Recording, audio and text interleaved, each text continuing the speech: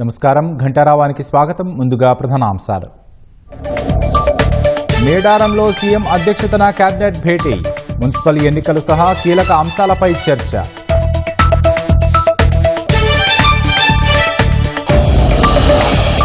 రెండేళ్ల పాలనలో అవినీతికి ఆస్కారమే లేదన్న సీఎం, ప్రభుత్వంపై అసత్య ప్రచారం చేస్తున్నారని ఖమ్మంలో మండిపాటు.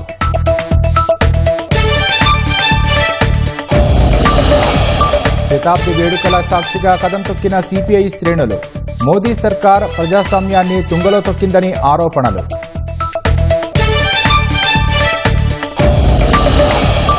బీజేపీ బ్రిటిష్ జనతా పార్టీగా మారిందని రేవంత్ విమర్శలు, పార్టీలకు అతీతంగా మోదీని గద్దెదింపేందుకు దండుకట్టాలని పిలుపు. సంక్రాంతి సెలవుల అనంతరం నగర బాట పట్టిన జనాలు, విజయవాడ హైదరాబాద్ హైవేపై నెమ్మదిగా సాగుతున్న వాహనాలు.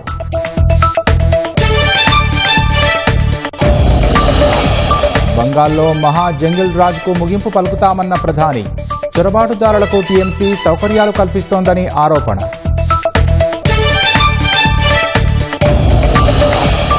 అమెరికా టారిఫ్లపై మండిపడిన ఐరోపా దేశాలు, సుంకాల విషయంలో తలొగ్గబోమని స్పష్టీకరణ.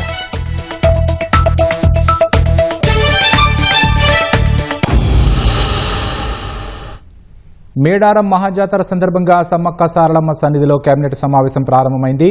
చరిత్రలో మొట్టమొదటిసారిగా హైదరాబాద్ బయట కేబినెట్ సమావేశం జరుగుతోంది. ఇందుకు సంబంధించిన మరింత సమాచారం మా ప్రతినిధి నాగేశ్వరాచారి ప్రత్యక్ష ప్రసారం ద్వారా అందిస్తారు.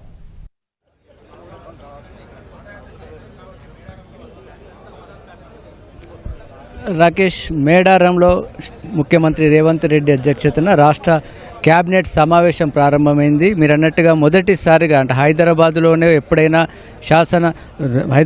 ఎప్పుడైనా మంత్రివర్గ సమావేశాలు జరుగుతుంటాయి. అయితే మొదటిసారిగా హైదరాబాద్ బయట క్యాబినెట్ సమావేశం జరుగుతుంది. మేడారం వేదికగా మేడారంలోని హరిత హోటల్లో ఈ సమావేశం జరుగుతుంది. ముఖ్యమంత్రి రేవంత్ రెడ్డి ఖమ్మంలో పర్యటన ముగించుకున్న తర్వాత నేరుగా ఇక్కడికి వచ్చారు. ఇక్కడ ముందుగా వచ్చిన తర్వాత ఇక్కడ ఉన్నటువంటి ఏర్పాట్లన్నీ కూడా పరిశీలించారు. ఇక్కడ ఈ నెల 28వ తేదీ నుంచి సమ్మక్క సారలమ్మ జాతర జరగనున్న నేపథ్యంలో భారీ భద్రతా ఏర్పాట్లు చేశారు. పోలీస్ కమాండ్ కంట్రోల్ రూమ్లో ఆ ఏర్పాట్లన్నీ చూసుకున్న తర్వాత జంపన్న వాగులో కూడా ఏర్పాట్లు చూసుకున్న తర్వాత హరిత హోటల్కు వచ్చారు. ఇక్కడ ఈ కేంద్రంలో ఉన్నటువంటి ఈ హోటల్లో ఈ క్యాబినెట్ సమావేశం జరుగుతుంది. ప్రస్తుతం చూస్తున్న హాల్లో రాష్ట్ర మంత్రులందరూ కూడా సమావేశమయ్యారు. మేడారంకు రాష్ట్ర మంత్రివర్గంతో సహా ఉన్నతాధికారులందరూ కూడా తరలి వచ్చారు. అదేవిధంగా రాష్ట్ర ప్రభుత్వం అంతా తరలి రావడంతో ముఖ్యమైన నేతలు కూడా, ఎమ్మెల్యేలు, అదేవిధంగా ఎంపీలు కొంతమంది కూడా ఇక్కడికి వచ్చారు. వీరందరూ కూడా ఇక్కడ ఉన్నారు. ఈ వేదిక అంతా కూడా, ఈ ప్రాంతం అంతా కూడా పూర్తి రాష్ట్ర పాలనా యంత్రాంగం అంతా ఇక్కడే ఉండడంతో పూర్తి సందడి వాతావరణం నెలకొంది.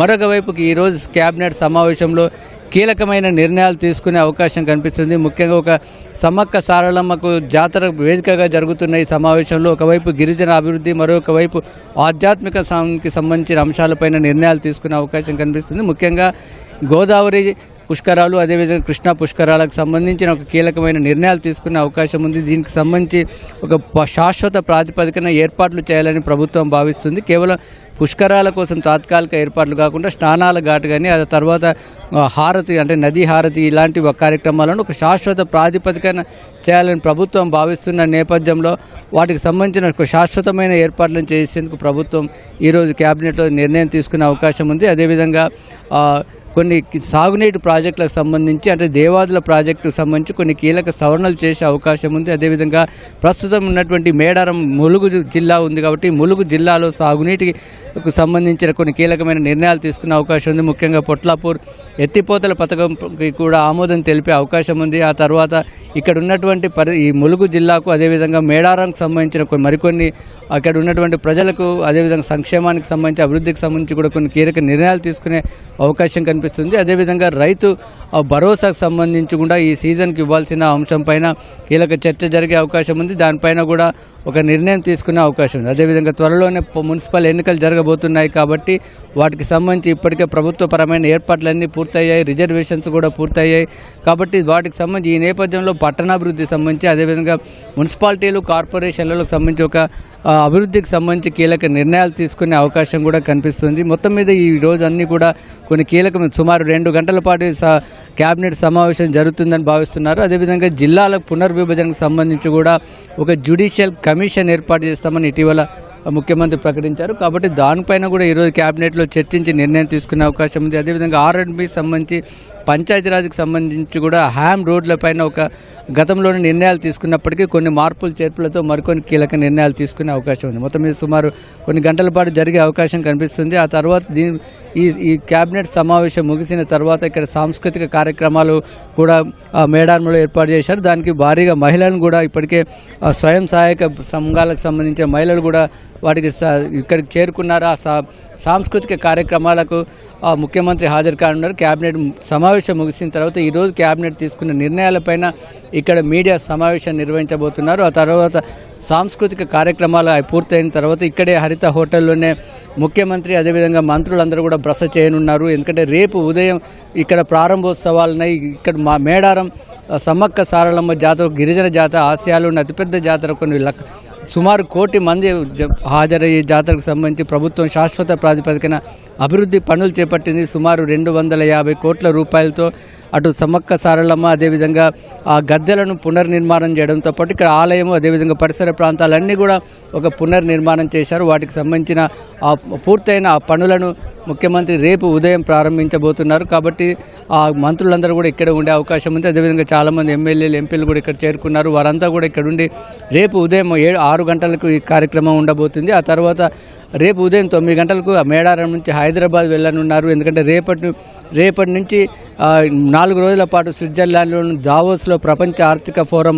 సదస్సు జరగబోతుంది. దానికి సంబంధించి ముఖ్యమంత్రి కూడా హాజరు కాబోతున్నారు. కాబట్టి రేపు ఇక్కడి నుంచి హైదరాబాద్కు వెళ్ళి హైదరాబాద్ నుంచి నేరుగా దావోస్ వెళ్ళబోతున్నారు. మొత్తం మీద ఇటు ఈరోజు అదేవిధంగా రేపు మేడారం పరిసర ప్రాంతం అంతా ఒకవైపు జాతర వాతావరణం, మరొక వైపు పాలనా యంత్రాంగం అంతా కూడా ఇక్కడ ఉండడంతో ఒక రాజకీయ వాతావరణం, అదేవిధంగా ఈ పరిసర ప్రాంతాలన్నీ కూడా ఇక చాలా గిరిజన గూడాలు ఇవన్నీ కూడా స్వయంగా ముఖ్యమంత్రి, మంత్రులు, అధికార యంత్రాంగం అంతా వచ్చి ఇక్కడే క్యాబినెట్ సమావేశం నిర్వహించడం ఒక ప్రత్యేకమైన వాతావరణంతో నెలకొంది.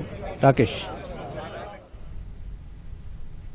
కాంగ్రెస్ 2 ఏళ్ల పాలనలో ఎలాంటి అవకతవకలకు ఆస్కారం ఇవ్వలేదని ముఖ్యమంత్రి రేవంత్ రెడ్డి స్పష్టం చేశారు.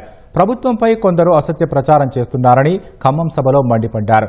అనవసర ప్రచారం చేస్తూ విపక్షాలు బలపడడానికి అవకాశం కల్పిస్తున్నారని వ్యాఖ్యానించారు. కాంగ్రెస్ ప్రభుత్వంలో అనేక సంక్షేమ పథకాలు అమలు చేస్తున్నామన్న సీఎం పురపాలక ఎన్నికల్లో పట్టం కట్టాలన్నారు. 2034 వరకు కాంగ్రెస్ పార్టీని రాష్ట్రంలో అధికారంలో ఉంటుందని సీఎం పునరుద్ఘాటించారు.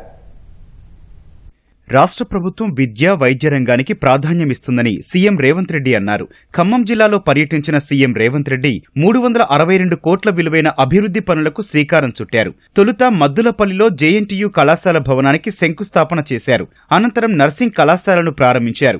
మున్నేరు, పాలేరు లింక్ కెనాల్ నిర్మాణ పనులకు శ్రీకారం చుట్టిన సీఎం మద్దులపల్లి వ్యవసాయ మార్కెట్ను ప్రారంభించారు. కూసుమంచిలో నిర్మించనున్న 100 పడకల ఆసుపత్రి నిర్మాణానికి శంకుస్థాపన చేశారు. రాష్ట్రంలో నర్సింగ్ చేసిన వారికి విదేశాల్లో మంచి డిమాండ్ ఉందన్న సీఎం నర్సింగ్ ఉద్యోగులను ఎంతమందినైనా నియమించుకునే దేశాలు చాలా ఉన్నాయని వెల్లడించారు. రాష్ట్ర ప్రభుత్వానికి ప్రాధాన్యతలో ఎడ్యుకేషన్ అండ్ హెల్త్, పేద ప్రజలకు రాష్ట్ర ప్రభుత్వం అందించగలిగింది నాణ్యమైన విద్య, నాణ్యమైన వైద్యం. ఈ రెండింటిని ప్రాధాన్యత క్రమంలో పెట్టుకొని ఈ రోజు రాష్ట్ర ప్రభుత్వం అన్ని రకాల ప్రయత్నాలు చేస్తున్నది. విదేశాలలో కూడా బీఎస్సీ నర్సింగ్ స్టూడెంట్స్ కి విపరీతమైన డిమాండ్ ఉన్నది. ఈ నర్సింగ్ కాలేజ్లో కూడా జపనీస్ లాంగ్వేజ్, జర్మన్ లాంగ్వేజ్ నేర్పించడానికి అవసరమైన కార్యాచరణ తీసుకుంటాము.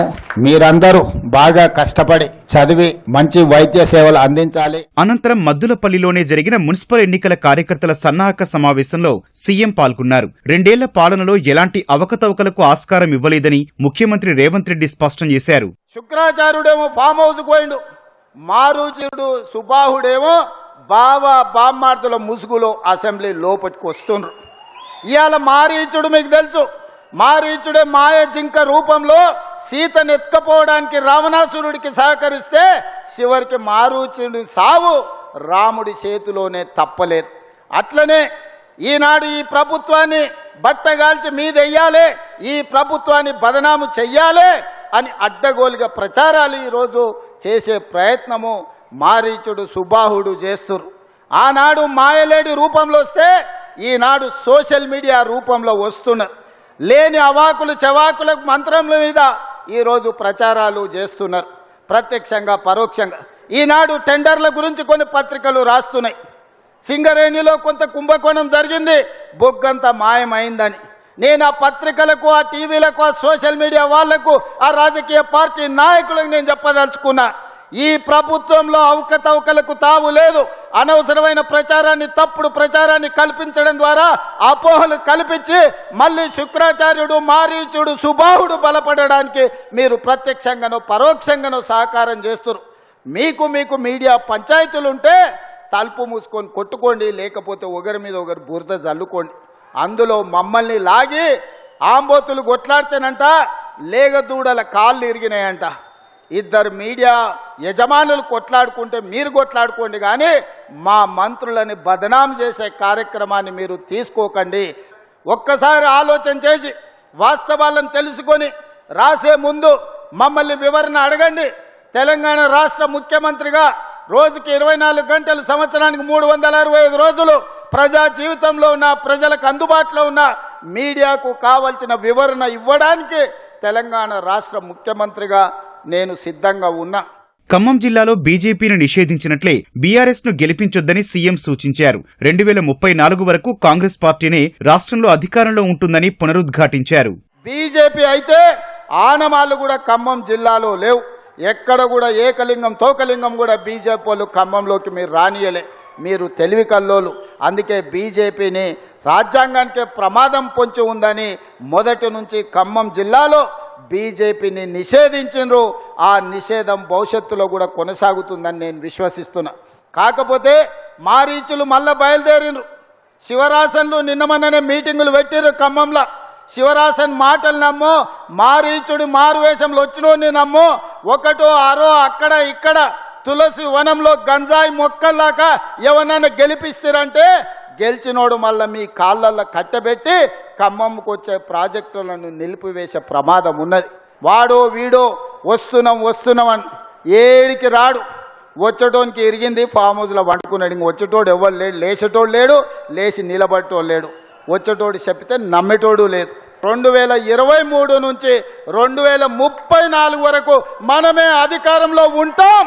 చరిత్ర పునరావృతం అవుతుంది. భద్రాచలాన్ని అయోధ్య తరహాలో అభివృద్ధి చేస్తామని సీఎం రేవంత్ రెడ్డి తెలిపారు. గత ప్రభుత్వం 100 కోట్లతో అభివృద్ధి చేస్తామని చెప్పి మాట తప్పిందన్నారు. ప్రజల మధ్య విభేదాలు సృష్టిస్తూ ప్రజాస్వామ్యాన్ని దెబ్బతీస్తున్న బీజేపీపై ఐక్యంగా పోరాడాలని సిపిఐ పిలుపునిచ్చింది. ఖమ్మం వేదికగా జరిగిన ఆ పార్టీ శతాబ్ది వేడుకల వేదికగా ఎన్డీఏ సర్కార్ కార్పొరేట్ అనుకూల విధానాలు అనుసరిస్తోందని నేతలు ఆరోపించారు. వేడుకలకు ప్రత్యేక అతిథిగా హాజరైన CM Revanth Reddy BJP British Janata పార్టీగా మారిందని ఆరోపించారు. ఉపాధి హామీ చట్టాన్ని రద్దు చేసిందని, ఎస్ఐఆర్తో పేదల ఓటు హక్కు తొలగించేందుకు యత్నిస్తోందని రేవంత్ రెడ్డి విమర్శించారు.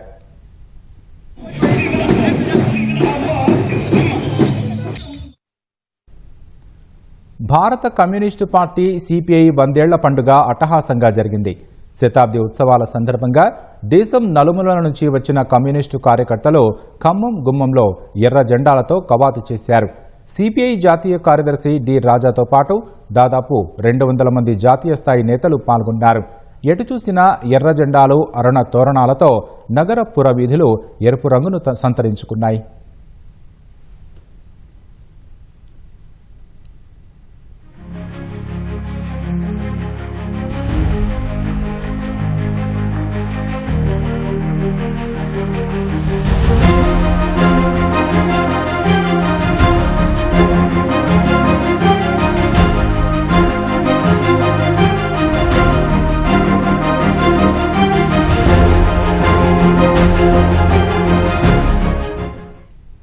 ఖమ్మం ఎస్ఆర్ అండ్ బీజీఎన్ఆర్ కళాశాల మైదానంలో నిర్వహించిన బహిరంగ సభకు సీఎం రేవంత్ రెడ్డి ప్రత్యేక అతిథిగా హాజరయ్యారు. స్వాతంత్ర పోరాటంలో కాంగ్రెస్, సిపిఐ కీలక పాత్ర పోషించాయని, ఇటీవల 100 ఏళ్లు పూర్తి చేసుకున్న ఆర్ఎస్ఎస్కు ఇందులో ఉన్న పాత్ర ఏంటని సిపిఐ జాతీయ కార్యదర్శి డి రాజా ప్రశ్నించారు. ట్రంప్ నియంతలా మారి అన్ని దేశాలను బెదిరిస్తుంటే ప్రధాని మోదీ సైతం అమెరికా ముందు తలవంచారని ఆరోపించారు. Donald Trump doesn't respect the international law. In such a situation, now Venezuela has happened and many things are going to happen. But on India as a prestige in the global community. But after Modi became the Prime Minister, India lost all such respects, all such prestiges. In such a situation, Communist Party of India now accuse Mr. Modi. Mr. Modi, don't surrender to American imperialist power. కమ్యూనిస్టుల పోరాటాలతో పేదలు, రైతుల కోసం కాంగ్రెస్ అనేక చట్టాలు చేసిందని CM Revanth Reddy అన్నారు. ఉపాధి హామీ చట్టాన్ని రద్దు చేసిన బీజేపీ కార్పొరేట్ శక్తులకు అనుకూలంగా వ్యవహరిస్తోందన్నారు. బీజేపీ బ్రిటిష్ జనతా పార్టీగా మారిందని సీఎం తీవ్రస్థాయిలో ఆరోపణలు చేశారు. ఎస్ఐఆర్ ద్వారా నిరుపేదలు, ఆదివాసుల ఓటు హక్కు తొలగించే ప్రయత్నం చేస్తోందన్నారు. కాంగ్రెస్, కమ్యూనిస్టులు పార్టీలు ఏమైనా ప్రజాస్వామ్యాన్ని బతికించేందుకు నరేంద్ర మోదీకి వ్యతిరేకంగా దండు కట్టాలని రేవంత్ రెడ్డి పిలుపునిచ్చారు. బ్రిటిష్ వాళ్ళతో ఎంత ప్రమాదం ఉండేనో ఈనాడు ఉన్న బీజేపీ అంటే బీజేపీ భారతీయ జనతా పార్టీ కాదు, ఇది బ్రిటిష్ జనతా పార్టీ. బ్రిటిషర్స్ విభజించు, పాలించు, పేదవాళ్లను అణగదొక్కు అన్న ఆలోచన బ్రిటిషర్స్ నుంచి ఇచ్చిన ఆలోచనతోటే ఈనాడు మనల్ని అణిచివేయాలని చూస్తుంది. ఈనాడు నరేంద్ర మోడీ గారు ఈనాడు కార్పొరేట్ కంపెనీల చేతిలో కీలు బొమ్మగా మారి జాతీయ ఉపాధి హామీ చట్టాన్ని రద్దు చేసి మళ్ళీ మల్టీనేషనల్ కంపెనీలకు మన హక్కులను తాకట్టు పెట్టే ప్రయత్నం చేస్తున్నాడు. ఈనాడు మళ్ళీ రాజ్యాంగాన్ని చెరబట్టడానికి భారతీయ జనతా పార్టీ ప్రయత్నం చేస్తుంది. దాంట్లో భాగంగానే ఎస్ఐఆర్ తీసుకొచ్చిండ్రు. పేదల ఓటు హక్కును తొలగిస్తున్నారు. శ్రీమంతుల ఓటు ఎక్కడ పోదు, కార్పొరేట్ కంపెనీల హక్కులు ఎక్కడికి పోవు. ఈనాడు తెచ్చిన ఎస్ఐఆర్ భూమి లేని నిరుపేదలు, రైతు కూలీల హక్కులు పోతాయి. వాళ్ళ ఓటు హక్కు పోతే వాళ్ళ రేషన్ కార్డు పోతుంది. వాళ్ళ రేషన్ కార్డు పోతే వాళ్ళకున్న ఆస్తులు పోతాయి. ప్రభుత్వం అందించే సంక్షేమ పథకం ఏది కూడా అందదు. సగం రంగారెడ్డి జిల్లాను ఎంఐఎంకు అప్పజెప్పాలనే ప్రయత్నం జరుగుతోందని బీజేపీ ఎంపీ కొండా విశ్వేశ్వరరెడ్డి ఆరోపించారు. ప్రజాభిప్రాయం లేకుండా మున్సిపల్ విభజన జరుగుతోందని ఆందోళన వ్యక్తం చేశారు. రంగారెడ్డి చుట్టుప్రక్కల ఉన్న గ్రామాలను చార్మినార్లో కలుపుతున్నారని ఆయన ఆరోపించారు. మెజారిటీగా హిందూ ప్రజలున్న గ్రామాలను చార్మినార్లో కలపడం సరైంది కాదన్నారు. పన్నులు కట్టేటోళ్లను పన్నులు కట్టని వారితో కలపవద్దని ఆయన విజ్ఞప్తి చేశారు. మున్సిపల్ విభజన విషయంలో ప్రభుత్వం ప్రజాభిప్రాయ సేకరణ చేపట్టాలని, ప్రజాభిప్రాయం తర్వాతనే నిర్ణయం తీసుకోవాలని ప్రభుత్వాన్ని కోరారు. ఆ ఓల్డ్ సిటీ దాదాపు 500 కోట్లు బాకీ ఉన్నారని ఎలక్ట్రిసిటీ డిపార్ట్మెంట్. దానివల్ల రాష్ట్ర ఎలక్ట్రిసిటీ డిపార్ట్మెంట్ డిస్కౌంట్ నష్టమవుతుంది. ఆ దుకాణదారులు ట్రేడ్ లైసెన్స్ కడతారా? కట్టరు. కట్టేదంతా మేము. ఇప్పుడు మమ్మల్ని తీసుకొని అక్కడ కలిపితే ఎవరుంటారు అక్కడ? మేయర్. మేము ఉండాలి, కానీ ఉండలేము. మాకు ఒక్క కార్పొరేటర్ వస్తే మీకు 3 కార్పొరేటర్ వస్తారు. అంటే మీరే వెళ్తారు ఆ జిహెచ్ఎంసీని. దాని పేరేమో హైదరాబాద్ అంట. అంటే హైదరాబాద్ ఆ పేరు గురించి తర్వాత మాట్లాడదాం, కానీ జీవితాలు నాశనం అయిపోతుంది. ఇక్కడ అభివృద్ధి కాదు. 2.5 ఏళ్లలో కాంగ్రెస్ ప్రభుత్వం పాలమూరుకు ఏం చేసిందో చెప్పాలని మాజీ మంత్రి శ్రీనివాస్ గౌడ్ డిమాండ్ చేశారు. ఇచ్చిన హామీలను అమలు చేయడంలో కాంగ్రెస్ ప్రభుత్వం విఫలమైందన్న శ్రీనివాస్ గౌడ్ అబద్దపు హామీలతో రైతులను నట్టేట ముంచిందని ఆరోపించారు. మున్సిపల్ ఎన్నికలు దగ్గర పడుతుంటే కాంగ్రెస్కు అన్నీ గుర్తుకు వస్తున్నాయని ధ్వజమెత్తారు. తెలంగాణ వాటా జలాలు ఏపీకి ఇవ్వకుండా పోరాడి పాలమూరు జిల్లాకు సీఎం న్యాయం చేయాలని శ్రీనివాస్ గౌడ్ డిమాండ్ చేశారు. ఒక్క సుక్క నీరన్నా వచ్చినాయా? ఒక కాలువలో ఒక సుక్క నీరన్నా దుంకినాయా? మీరు 20 ఏళ్ల నుంచి కేఎల్ఐ అని చెప్పి అన్నాడు కదా. 20-25 ఏళ్ల నుంచి ఉన్న కేఎల్ఐ, మరి మీరే అధికారంలో ఉండి కాంగ్రెస్ పార్టీ, చుక్క నీరన్నా ఉండా? ఒక 1/2 ఎకరా నీళ్ళని వచ్చినాయా? పాత ప్రపోజల్ ప్రకారమే ఇవాళ 7 అనుమతులు ఆల్రెడీ వచ్చినాయి పాలమూరు రంగారెడ్డి జిల్లా ప్రాజెక్టుకు. ఒక సంతకం అయితే అయిపోతుంది. కనుక కనీసం ఆ ఒక్క సంతకం కంప్లీట్ చేయించి ఆ 90 టీఎంసీలకు సంబంధించినటువంటి ఫైల్ క్లియర్ చేస్తే బాగుంటుంది. చొరబాటుదారులు మమతా బెనర్జీ నేతృత్వంలోని తృణమూల్ కాంగ్రెస్ కు బలమైన ఓటు బ్యాంకుగా ఉన్నారని ప్రధాని నరేంద్ర మోదీ ఆరోపించారు. అభివృద్ధికి సుపరిపాలనకు మార్గం సుగమం చేయడానికి పశ్చిమ బెంగాల్లో టీఎంసీ మహా ఆటవిక పాలనను అంతం చేయాల్సిన అవసరం ఉందని మోదీ వ్యాఖ్యానించారు. అస్సాం తర్వాత బంగాల్లోని హుగ్లీలో ప్రధాని పర్యటించారు. బాలాగఢ్ వద్ద inland water transport terminal, road over bridge, extended port gate system వంటి 830 కోట్ల విలువైన అభివృద్ధి ప్రాజెక్టులకు శంకుస్థాపన చేశారు. ఈ ప్రాజెక్టు కింద బాలాగఢ్ను ఏడాదికి 2.7 మిలియన్ టన్నుల సామర్థ్యం కలిగిన ఆధునిక కార్గో హ్యాండ్లింగ్ టెర్మినల్గా అభివృద్ధి చేస్తున్నారు. రద్దీగా ఉండే పట్టణం కారిడార్ల నుంచి నౌకలను మళ్లించడం ద్వారా కార్గో తరలింపు సామర్థ్యాన్ని భారీగా పెంచనున్నారు. వీటితో పాటు కోల్కతాను ఢిల్లీ, వారణాసి, చెన్నైలకు అనుసంధానించే 3 అమృత్ భారత్ రైళ్లను మోదీ జెండా ఊపి ప్రారంభించారు.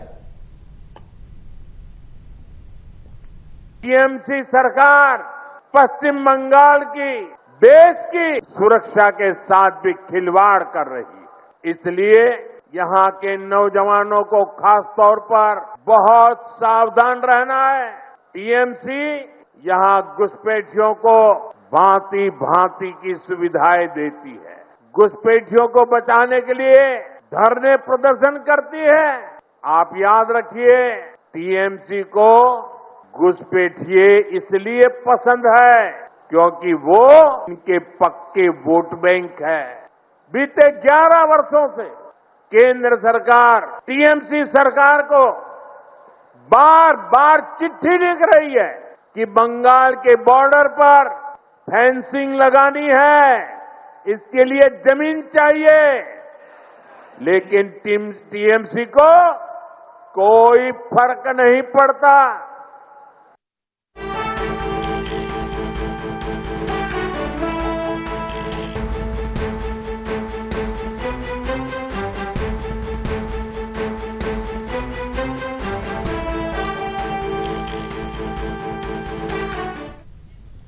తాజా అంశాన్ని చూస్తున్నాం. అప్పటి పరిస్థితుల దృష్ట్యా తప్పటడుగు వేసి కాంగ్రెస్లో చేరానని పటాన్చెరు ఎమ్మెల్యే మహిపాల్ రెడ్డి కీలక వ్యాఖ్యలు చేశారు. సంగారెడ్డి జిల్లా పటాన్చెరులో అనుచరులతో ఎమ్మెల్యే మహిపాల్ రెడ్డి సమావేశమయ్యారు. నియోజకవర్గానికి నాకు వెంట్రుక మందం కూడా లాభం జరగలేదన్న ఆయన 3 సార్లు బీఆర్ఎస్ నుంచి ఎమ్మెల్యేగా గెలిపించారని గుర్తు చేసుకున్నారు. మున్సిపల్ ఎన్నికల్లో బీఆర్ఎస్ అభ్యర్థులను గెలిపించాలని కోరారు. పరిస్థితులను బట్టి ఒక అడుగు తప్పుటడుగు వేయడం జరిగింది. వేసినా మనకు అక్కడ ఏమాత్రం గిట్ట నియోజకవర్గానికి, నియోజక ప్రజలకు, నాకు ఎక్కడ ఒక ఎంటిక మందము లాభం జరగలేదు. అన్ని కోడ్ ద్వారానే చూసుకుంటా ఉన్నాం. కాబట్టి అందుకే ఆలోచన చేసి ఈరోజు కన్న తల్లిదండ్రులను మరవకుండా 3 సార్లు నాకు టికెట్ ఇచ్చి మీ అందరి ఆశీర్వాదంతో బీఆర్ఎస్ పార్టీ మీద గెలిచినాం. కాబట్టి రేపు మనకందరూ మీరందరూ కష్టపడి చేసిరు, మున్సిపాలిటీలు చేసిరు, నియోజకవర్గ స్థాయిలో ప్రజలందరూ చేసిరు. ఇప్పుడు 5 మున్సిపాలిటీలలో 104 మంది కౌన్సిలర్లు ఉన్నారు. దానికి మనం అందరము ట్రేడ్ యూనియన్ పరంగా ఒక వింగు, ఇక్కడ పెద్ద మనుషుల పరంగా ఒక వింగు, కుల సంఘాల పరంగా ఒక వింగు, అన్ని రకాల కేటగిరీ వేస్లో విభజించి మనము 5 మున్సిపాలిటీలలో కొద్దిగా మనకున్న సత్సంబంధాలు, ఫ్రెండ్షిప్ అనుకో, చుట్టరికం అనుకో, బిజినెస్ అనుకో, ఇంకోటి రకరకాల సంబంధాలు ఉంటాయి. మనకి 20 కిలోమీటర్ల రేడియేషన్ మన కాన్సెన్స్ మొత్తం.